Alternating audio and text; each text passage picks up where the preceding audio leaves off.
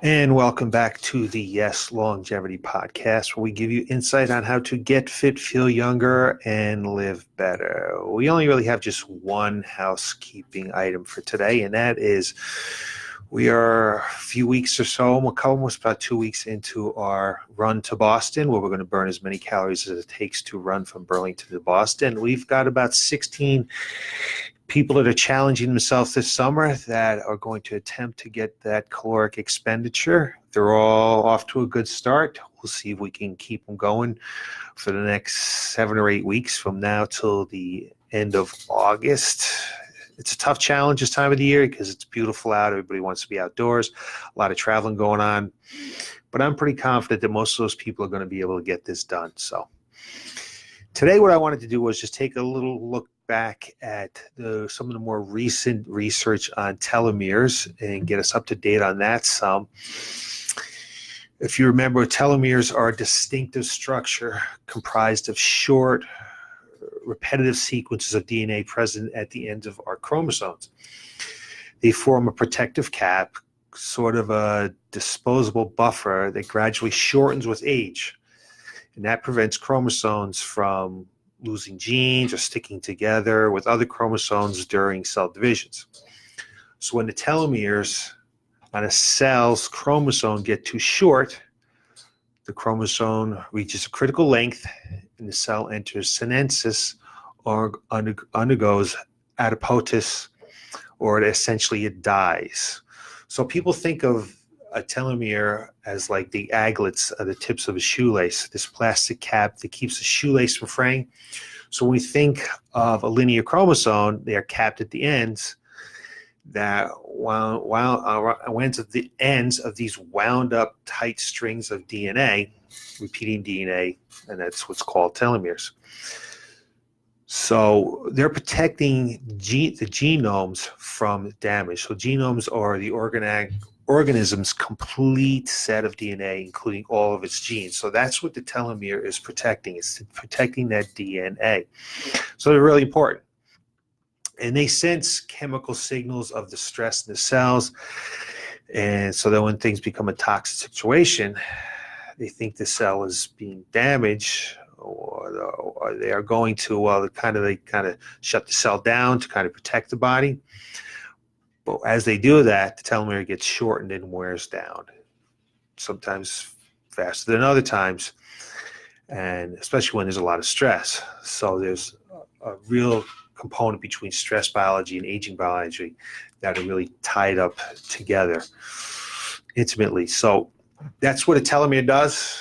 Telomere protects that DNA and the chromosomes, and they are one specific pathway to how cells age. There's a lot of different ways that we age. This is one specific way of how our cells age and how our tissue ages. And this pathway, what it's called is a replicative senescence, or basically how long the cell can continue to divide and divide and divide, and then replenish itself to new younger cells.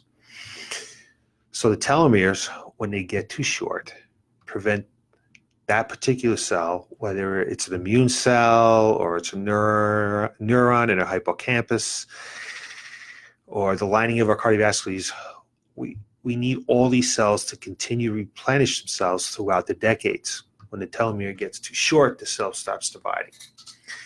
So it's basically a little window into how long these cells can continue to divide. If the telomeres are long, they have a long potential to replenish the tissues. So there is a telomerase enzyme. Telomerase is a very interesting enzyme, and it's intracellular.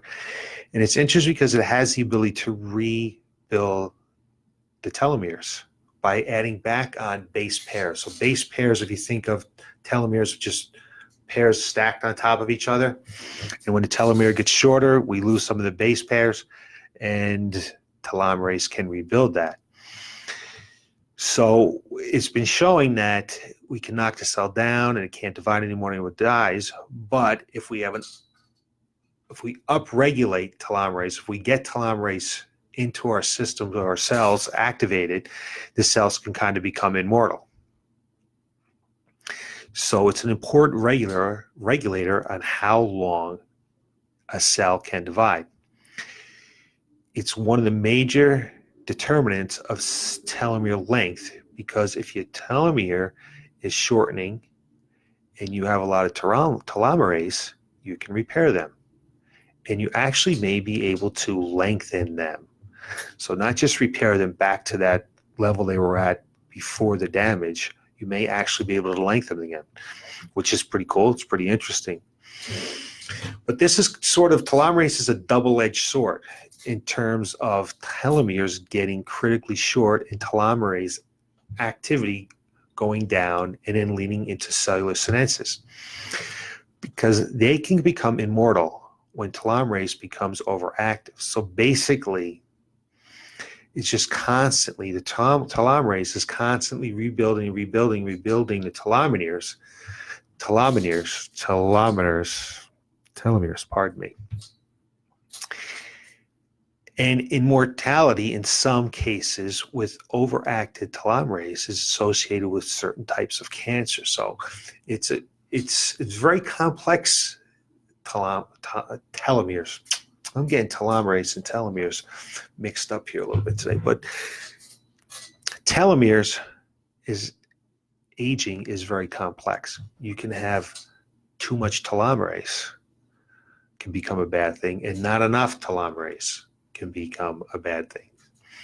So it's, in most cases, in general, longer is better. The longer the telomere, generally, if it's measured in your blood, predicts less heart disease and less metabolic diseases. So in most instances, a longer telomere and more telomerase is better. But actually, longer telomeres, especially when you measure the genetic index, but sometimes also when you measure in the blood, long telomeres also predict greater risk of certain cancers, like glaucoma, melanoma, and other cancers like that. So it's kind of a homeostasis. It's a physiology. It's a balance of how much telomerase you have in your system and how long the telomeres are. You want it to be long, but not as extremely long if you want the kind of best ratio of low risk for degenerative diseases like dementia and heart disease, and a low risk for cancer. So there's a real balance in the body about this. It's not as simple as longer is always better. So those environmental things outside of our skin that affect telomere length. I'm not going to list all the factors. They're just parts of the environment that are not good for longer telomeres. So like a poor neighborhood that's dangerous will have studies show that they have shorter telomeres. A poor diet, junk food, eating a lot of processed food, being exposed to a lot of psychological stress at work or domestic violence. These types of things that are outside of us are related with short telomeres. But one thing that's new and one thing that's really kind of alarming is that there's growing literature on chemical exposure. So this is very, very disturbing, because we're all exposed to these chemicals like BPA and Roundup. And these, and a lot of these chemicals are in plastics, etc., things like that. They're mimicking estrogen. They're linked to greater risk sometimes of cancer or other diseases like diabetes and metabolic syndromes. And scientists can see, when they look at these aging biomarkers, we can see that they're impacting them, the inflammation and the telomere shortening. So heavy metals, cadmium, lead, those are all directly in a dose response way related to telomere shortness. The more exposure, the shorter the telomeres. And, this is alarming. That we're exposed to so many chemicals and all these small particles in our air and air pollutants, and all of these things are impacting our aging biology in ways we don't even know. So telomeres are easy markers that can measure the index what is the effect of these chemical exposures. And actually, the National Institute of Environmental Health has become very interested in using telomeres as an index for exposure. But it's just scary because the stuff is happening around us and we don't even know it. And so how do we combat it when we don't even know that it's happening? So far we talked a little bit about some of the psychological stresses like unsafe neighborhoods and of course trauma experiences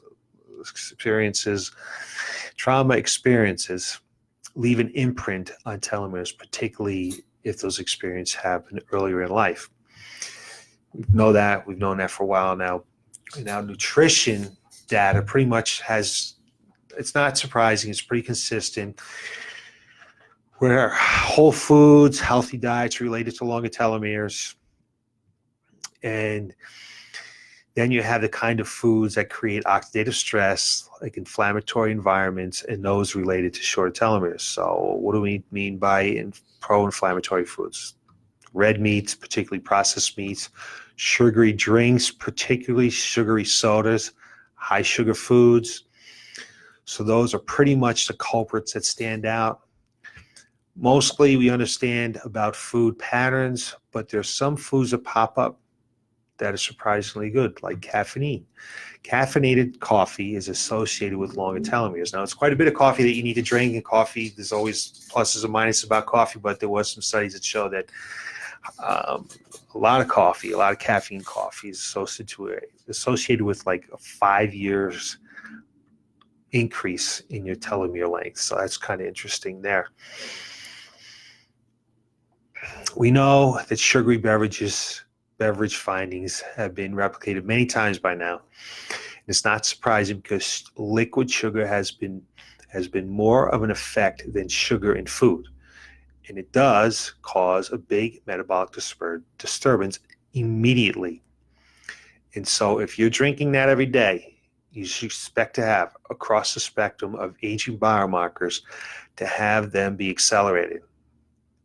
And so it's coming out to be one of the biggest predictors of obesity and diabetes, which I'm talking about processed sugars, not just calories, particularly liquid sugars.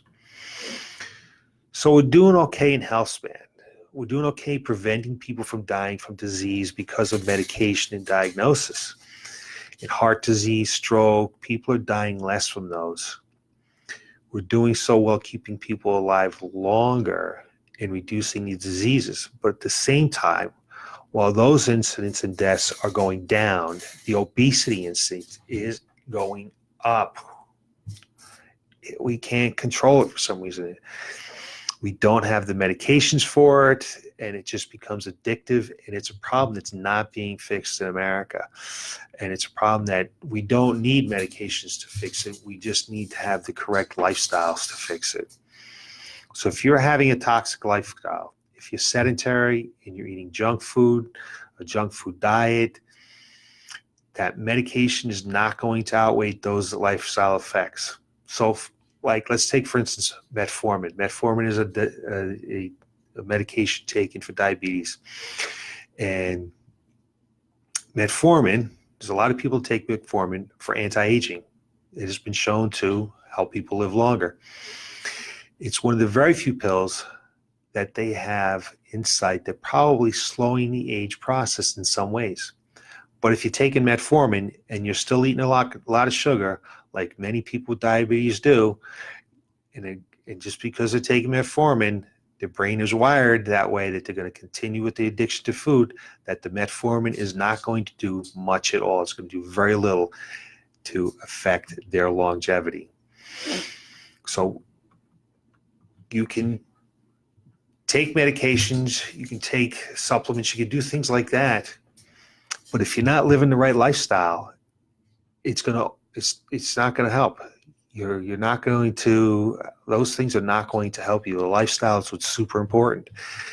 So stress, we know we've talked about stress before. Just to be simplistic, when we think about stress, I know it's got a bad rap, but that's because it's toxic stress that's causing deregulated health and depression. And that means something really big, not necessarily what we're all suffering. from the effects of like neurotic feelings from stress and time pressure, but rather having traumatic things happen to you, particularly as a child, sets you up to feel threatened responses much more in your brain and in your body. So something that traumatic that's happened to you, particularly as a child, makes a difference. So that kind of programming that happens in childhood. Then there's the chronic stressors that we have as adults, which is things like caregiving or job stress or domestic violence and relationships. Those sort of things that go on for years and years and years. And that's the type of things when we do see telomere shortening and inflammation. And the rest, like worse stress, is not related to telomere shortness. So just stress at work or daily stress in your lifestyle is not related to telomere shortening. Although it's not good for you, it's not necessarily related to telomere shortening. It's a chronic stress. So let's say you're ruminating as part of chronic stress. That's when things just happen and they carry on to us moment to moment, day to day, where we can keep ourselves in a state of stress all the time.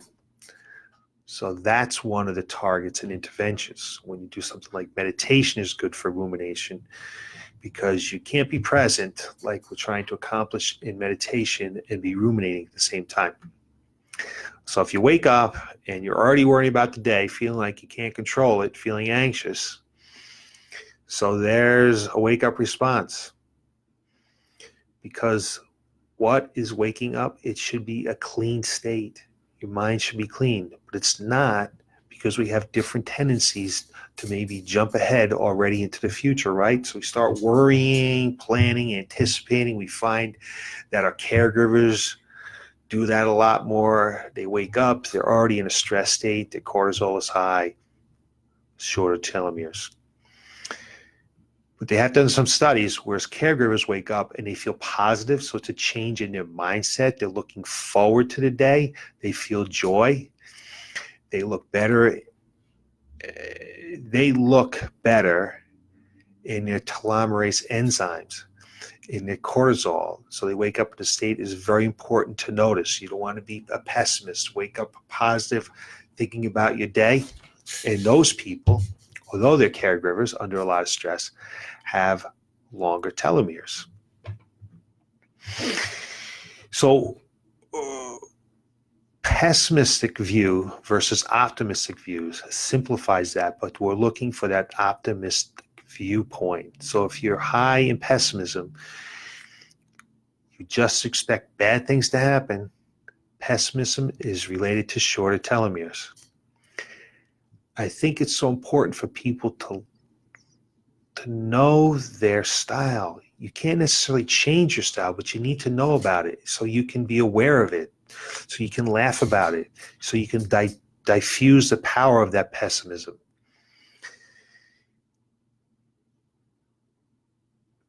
The pessimistic thoughts, if they're there and they're there to ruminate, will give you shorter telomeres. Let me think about this for a second. So I just want to talk a little bit about some supplements now, because I know I've been approached with some people about supplements. I see it online. If you were to Google longevity, you'll see a lot of supplements that they claim will affect your longevity. So supplements like TA65, that's one that claims to increase telomerase. But as we know, telomerase is also pro-cancer. So there's always some concerns about this. They need to do more long-term studies on this, because cancer just doesn't happen in 1 year. They need to follow these people for a long time, because they'll take this supplement TA65 and 1 year later, their telomerase activity is higher. So it looks better. So it's exciting to see that. But cancer takes a long time to develop. So you need to worry about that. So you need to keep your eye on something like that. One supplement that is good is omega-3 supplements, which of course seem to be healthy for so many other reasons, like depression, inflammation, fat loss. They appear to affect telomeres in a dose response, depending on how much you absorb them. So one study had a high dose and a low dose of omegas, shown that it wasn't the dose that made a difference. It was how much omegas people actually had in their blood cells, how much they absorbed, that predicted the telomere length over, it was about a 4-month period. So it doesn't seem like omega-3s can hurt you. It's one of the few supplements that we think is good for telomeres and are safe. Omega-3s is good for brain health as well, things like that. So there seems to be a sweet spot in vitamin D. So I think it's something like 40 to 60 nanograms per mil is associated with better telomere length. So there's not necessarily much more than that. You get more than that, you don't see an association in longer telomere length. So vitamin D seems to be one of those vitamins or supplements that you can take. And one thing to understand about all of this, whether you're taking some supplements or whether you're making some lifestyle changes add up. So there's a lot of literature on good nutrition, exercise, sleep, showing healthier levels, longer telomeres. So you need to think about making small deposits in a bank over and over again. It's not just doing one thing and not just taking one drug. It's all these things combined together in your lifestyle. It's going to help you live a longer, disease-free life. Let me think about what I wanted to talk about here. Oh, the one other thing I wanted to touch upon today was telomere testing. I think there's 4 or 5 websites out there now that will, with a prick of blood, will do some telomere testing to tell you how long your telomeres are. I would be very weary of those tests. Simply the fact that you're taking the blood, how long is the blood exposed to air? How long is it taking from you to get to the labs?